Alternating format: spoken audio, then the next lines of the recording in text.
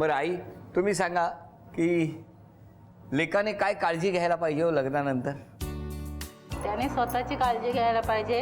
त्याने दोघांनी म्हणजे चांगली म्हणजे एकामेकाची काळजी घ्यायला पाहिजे. काळजी घ्यायची हां. एकामेकाची. हां. आणि आणखीन घरात सुद्धा सगळ्यांजवळ आनंदाने त्याने राहायला पाहिजे. Very good. किती छान. राहणार. राहायलाच पाहिजे. तिन्ही पोरग्याने म्हणजे तिन्ही पोरगे आतापर्यंत आहेत तसंच त्याने राहायला पाहिजे. दादा, तुम्ही काय सल्ला द्याल? त्याने घरी मिळून मिसळून राहायला पाहिजे आणि आता जसे आम्ही तिघे आहोत तसेच पुढे पण राहायला पाहिजे. आता दोघांचे एकत्र लग्न आहे एकाच दिवशी. म्हणजे कोणाची? माझ्या छोट्या भाऊ. अरे मग त्यांचा पण एपिसोड केला असता ना आज. पण ते बाहेर असतात. अच्छा. ते बाहेर गावी असतात. आई, तुम्ही काय सल्ला द्याल मुलीला? मी सल्ला द्यायचा म्हणजे ती लहानपणापासून तिला आम्ही असं म्हणजे मुलगी असल्यावर कसं असं म्हणजे जरा हे करतात तसं आम्ही तिला आजपर्यंत ती 25 वर्षाची झाली पण कधी तिला मी 5 बोटंसुद्धा अजूनपर्यंत लावली नाही. बस त्यांना एवढंच सांगणं आहे की जसं मी तिला सांभाळलं तसं त्यांनी तिला सांभाळावं आणि तिने तिच्या घरी नाव तिचं रोशन करावं. बस तेवढंच. अच्छा, 5 बोटं नाही लावायची. तुम्ही सांगा. काय कॉम्बिनेशनने जसं सांगितलं तसंच आमचं पण तेच आहे. अजूनपर्यंत जसं म्हणजे आमच्या लाडात राहिली तसं तिने तिकडे तसंही राहावं आणि तिने आपलं घर स्वतःचं कसं हे करायचं ते तिच्यावर डिपेंड आहे. तर तसं तिने वागावं. या माझ्या तिन्ही पुतण्यांना मी सांगून ठेवलं आहे, सगळ्यांनी हसून खेळून संसार करायचा आहे. कुठलं टेन्शन घ्यायचं नाही. अगदी ऐशो आरामात जगायचं आपण लाईफ. जेवढं आहे तेवढं. Very good. आणि आहे त्यात समाधानी राहा. हो. अजून कोण बोलणार? द्या वहिनींकडे द्या. आम्ही एकदम फ्रेंडसारखे राहू, बहिणीसारखे राहू. त्यांनी पण व्यवस्थित राहावं घरात. आईंची काळजी घ्यावी एवढंच सांगणार. आणि आता खेळ आहे तो खऱ्या खोट्याचा. बरं, काही विधान आहेत. हे विधान खरं की खोटं हे तुम्ही सांगायचं. सगळ्यात आधी तुम्ही उत्तर देणार ताई, मग सासूबाई आणि मग सगळ्यात शेवटी मुलाने उत्तर द्यायचं. हां, पहिलं विधान आहे, मिस्टर ताटात वाढलेले सगळे पदार्थ संपवतात. खरं की खोटं? खोटं. खरं. 2 खोटं 1 खरं. कसं काय खरं आहे? खरं आहे ते.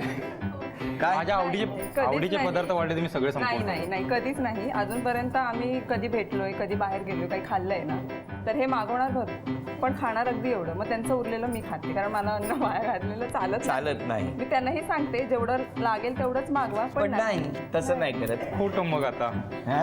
मग खोटं. लग्नानंतर ताई मिस्टरांचं नॉनव्हेज खाणं बंद करणार आहे. खरं की खोटं? खोटं. खरं म्हणजे खरं काय आहे? तिने सांगितलं मला बंद करा म्हणून. नाही का?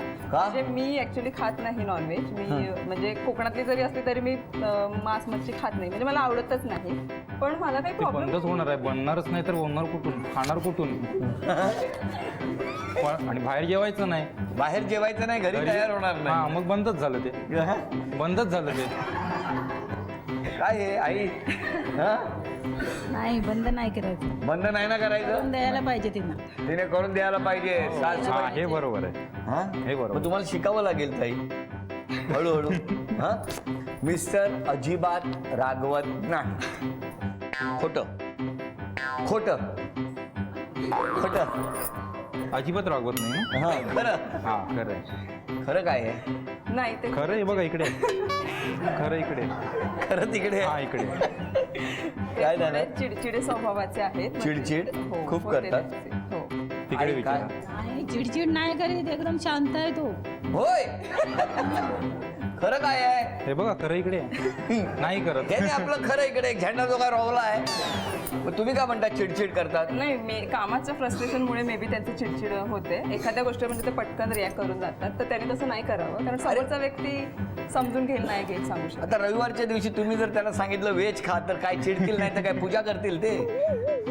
तुम्हा दोघांनाही लग्नाच्या खूप खूप शुभेच्छा. कधी आहे लग्न? 25 डिसेंबर. डिसेंबरमध्ये आहे. तेव्हा वाजत गाजत दणक्यात लग्न करा.